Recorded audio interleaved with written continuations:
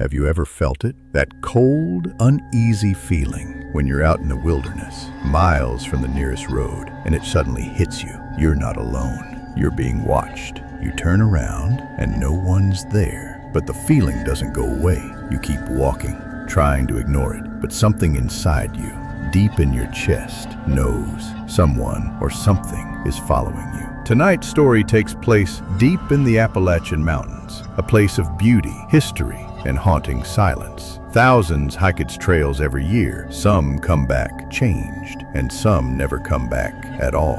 A few years ago, a group of 4 backpackers, 2 men, 2 women, set out to hike a remote section of the Appalachian Trail through the Smoky Mountains. Experienced, well-equipped, and full of excitement, they planned a 5-day trek through some of the most breathtaking and isolated parts of the trail. For the first 2 days, everything went smoothly. Crisp mountain air, the sound of birds, distant waterfalls, no cell service, no noise, just nature. But on the 3rd morning, something changed. As they packed up their gear and began hiking, one of them, Anna, noticed a lone figure down the trail.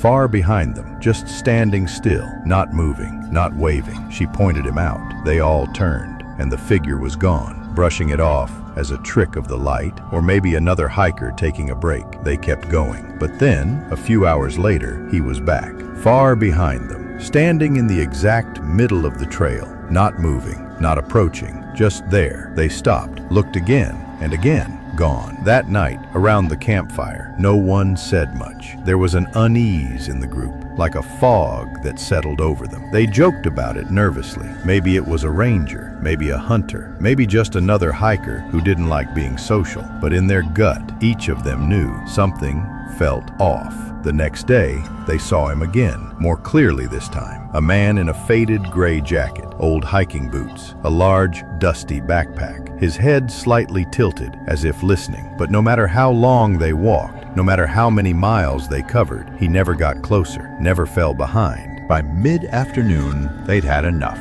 They stopped in the middle of the trail. One of them, Jake, shouted back, "Hey, you okay? You need something?" No reply, just stillness. Then, in complete silence, the figure stepped off the trail and into the woods. Gone. They waited 5 minutes, 10, nothing. Jake and another hiker decided to walk back just a little to check to make sure the man wasn't injured, lost, in trouble. They searched the area, but there were no footprints, no broken branches, no trace that anyone had ever been there. They returned, pale and quiet. That night, around the fire, they barely spoke, except Anna. In a soft voice, almost a murmur, she said, "I got a good look at his face this time, and it wasn't right. It looked blurry, like it wouldn't hold still, like something was trying to stop me from really seeing it." Silence. The forest around them was still, but none of them slept well that night. On the 5th and final day, they reached a ranger station, tired, shaken, and quiet. As they described the man they kept seeing, the ranger went still. His eyes narrowed. He asked them to wait. Then he went into a back room and returned with a weathered binder. He flipped through pages, photographs, until he held one up. Was it him? They looked, and the blood drained from their faces. It was the same man, same jacket, same pack,